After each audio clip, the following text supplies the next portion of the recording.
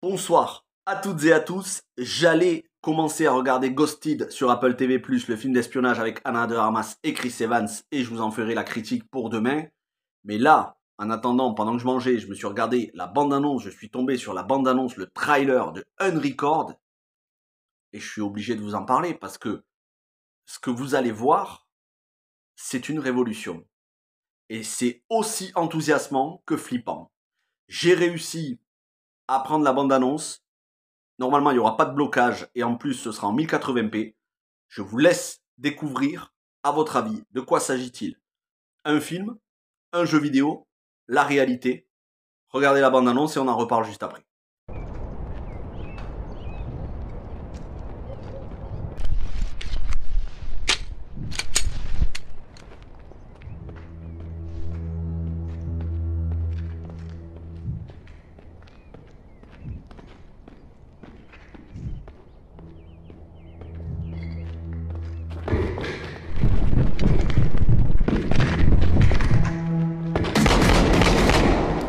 Shots fired! Shots fired!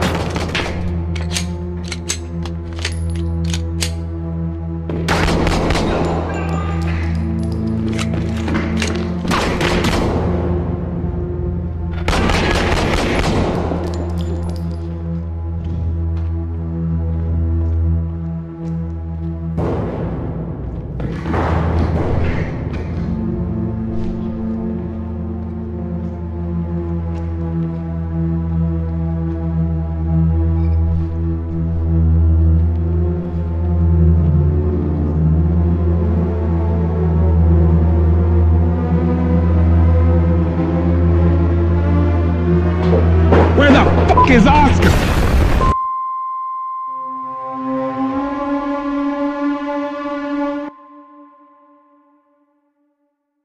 Alors, vous venez de voir la bande-annonce. Et comme vous l'avez peut-être remarqué à la fin, on peut faire des choix. En réalité, il s'agit d'un jeu vidéo. D'un jeu vidéo où on suit un policier qui traque des criminels en bodycam. Bodycam, c'est-à-dire caméra au corps, comme les policiers qui ont des caméras au corps aux États-Unis ou n'importe où ailleurs, et qui filment l'action. C'est ultra immersif, c'est en mode FPS, First Person Shooter, tir en vue à la première personne, mais c'est un jeu vidéo. C'est hallucinant parce qu'on a l'impression que c'est un film. Et ça y est, on a franchi le cap du photoréalisme. Il y a quelques mois, je crois que c'était l'année dernière, je vous avais fait une vidéo sur Matrix, je sais plus comment ça s'appelait, ce jeu sous Unreal Engine 5, justement, c'est quand le Unreal Engine 5 avait été annoncé, où on voyait Keanu Reeves photoréaliste. Et je vous avais dit, ça y est, on est dans la matrice. On n'arrive plus vraiment à faire la distinction entre le réel et le virtuel. Mais là, ils ont repoussé encore par rapport à l'année dernière. C'est encore plus photoréaliste. Et c'est extraordinaire, parce que désormais, on va jouer des films interactifs. Avec un scénario en béton, vous aurez l'impression d'être le personnage d'un film. Mais pas façon les autres jeux qu'il y avait jusqu'ici sur PS4, PS5 ou même Xbox Series. Non, là, on aura vraiment l'impression d'être aux informations, sur le terrain, BFM TV, CNews, et d'être un policier ou un délinquant au cœur de l'action. Et ça implique des conséquences qui sont assez flippantes. Parce que vous n'êtes pas sans le savoir, l'intelligence artificielle en ce moment est en train de se développer, d'exploser avec ChatGPT et les autres, ChatGPT-4 et les autres intelligences artificielles. Les intelligences artificielles ont décrété que l'humain était une menace et si elle devait se sauver, elle se sauverait elle plutôt que les êtres humains. On a vraiment l'impression d'être face à Skynet de Terminator, sauf que c'est la stricte réalité. Et même Elon Musk et d'autres géants de la tech sont en train de dire attention, il faudrait peut-être mettre le haut là, créer des lois, entourer tout ça, parce que les intelligences artificielles avancent beaucoup plus vite qu'on ne pensait, à tel point qu'elles arrivent à faire des dissertations et résoudre des problèmes qui demandent un doctorat en droit. Et si bien qu'aujourd'hui, on peut faire un travail en droit juridique avec une intelligence artificielle en l'espace de quelques minutes, alors que ça demande des années d'études. Imaginez ce genre de jeu photoréaliste allié à l'intelligence artificielle qui crée des mannequins et des personnes de toutes pièces. Parce qu'aujourd'hui, on a des mannequins qui sont inventés. On a l'impression que c'est des vraies femmes, des vrais hommes. Ils sont virtuels, ils n'existent pas. Ils sont créés par ordinateur. Et on a l'impression qu'ils sont vraiment de vraies personnes. Alors maintenant, je vous pose la question. Imaginez, pour ceux qui ont vu le film Les Misérables de Lajli, critique dispo sur la chaîne quand c'était sorti à fin 2019, un film que j'avais beaucoup aimé, où on y suivait des policiers et aussi des délinquants en cité en France, avec trafic de drogue, tension entre la communauté et les flics. Imaginez, parce que c'est le genre d'infos qu'on voit à la télé, imaginez ça, créé virtuellement avec ce type de graphisme photoréaliste par intelligence artificielle, où on vous met une partie des vraies personnes existantes, de vrais policiers, et une partie de délinquants imaginaires, ou bien de vrais délinquants et des policiers imaginaires, pour au final manipuler l'image et faire croire à des bavures policières ou à des actes criminels de délinquants.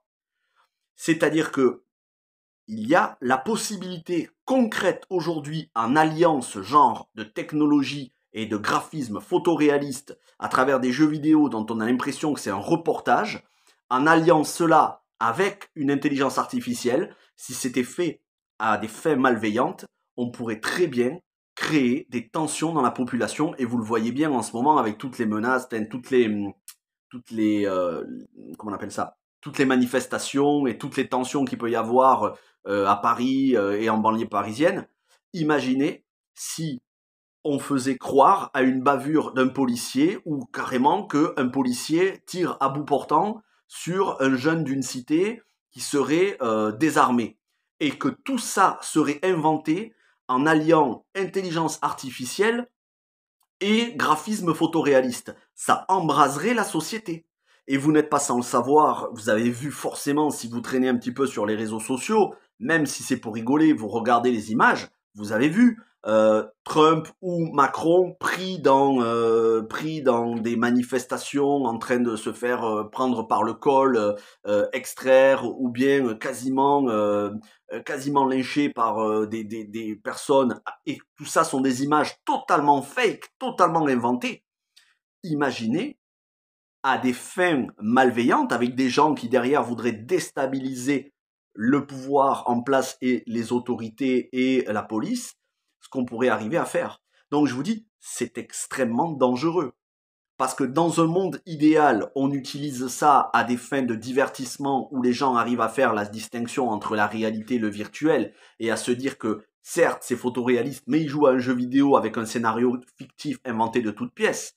Mais quand vous voyez que Maître Gims dit il y a l'électricité il y a 50 000 ans en arrière en Égypte, et que l'autre dit Cléopâtre noire, et que il y a des gens encore sur ma chaîne qui viennent dans les commentaires, et je vous parle même pas sur les réseaux sociaux, où tu as des centaines de commentaires en disant c'est vrai, c'est la réalité, Cléopâtre était noire, et les Égyptiens, ils avaient des Lamborghini, des vaisseaux volants, tout ce que tu veux, et on nous l'a caché.